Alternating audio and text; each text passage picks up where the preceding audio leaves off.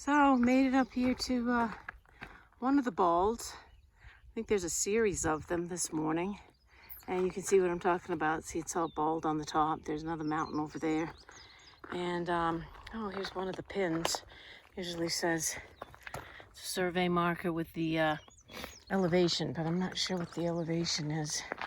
So I left Stanimals Hostel today, just to let you know a little bit about that. The guy who owns and operates the two of them, there's one in Glasgow and one in Waynesboro.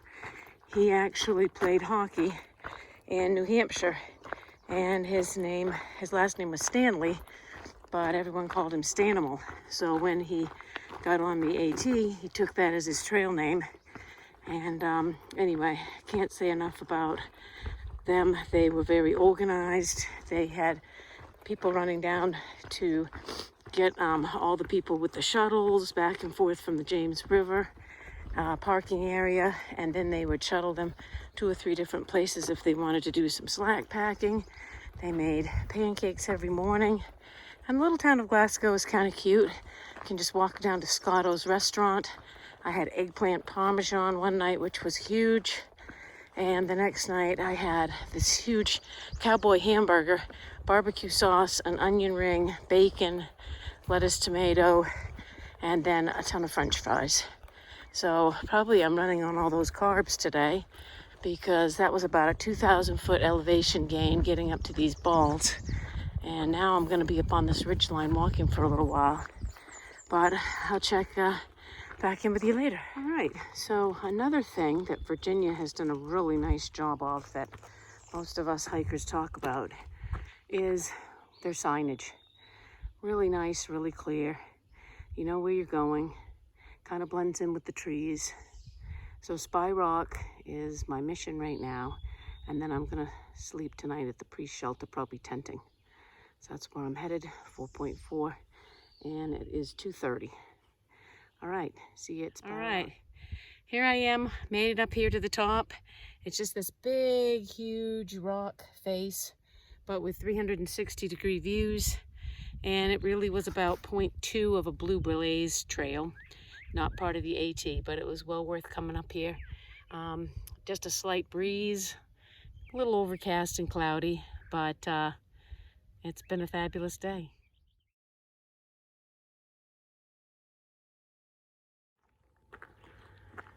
Oh, just some beautiful views looking down into the valley. And just to tell you a tiny little bit about that, the pre-shelter. It's a different kind of shelter too. Everyone tries to get there because they're supposed to, or you're supposed to, confess in this notebook any of your trail sins while you've been on the trail. And so there's a notebook there. And so one of the other ladies that stayed there last night podcast, she was reading through them and thought quite a few of them were pretty funny. And so they just put them into a notebook, and then the trail maintenance crew that has this section that's responsible for the trail but also the shelter will collect it when it's full, put a new one out, put new pens out, things like that. This is the terrain today. Some of it was steeper than this, but this is what I've been doing for the last couple of miles, coming down from that shelter. And each shelter also has a logbook, and you can write in it if you stop for lunch. You can write in it if you stayed overnight. A lot of people look through there to see who's gone before them, or they leave messages for people who they know are behind them. So I think I've only written in one once. It's not mandatory. It's not like a registration thing. And so the other thing I'm really excited about is I'm going to be in the Shenandoahs in 2 days on Sunday. So that's exciting. And it's a free registration to go through the park. If you're a thru hiker, you just have to register at a kiosk or at the visitor center. So I'll end up doing that. And I don't think I've ever been to that national park, so that'll be exciting for that. So as you can see, coming down off the mountain that has a lot of these rocks, a little bit tough on the quads and the knees, but just kind of make sure you have a good spot for your foot and come on down. I usually use my poles, so when I shut this back off, I'll use the poles.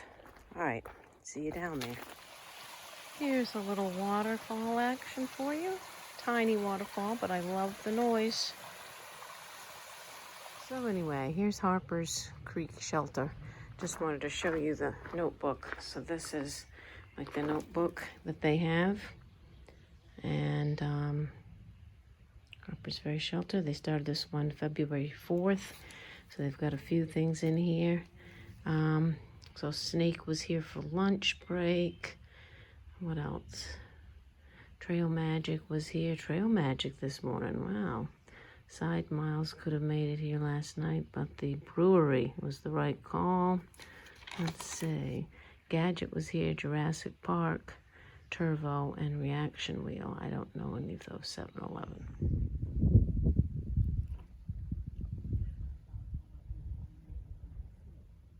Good morning, Virginia.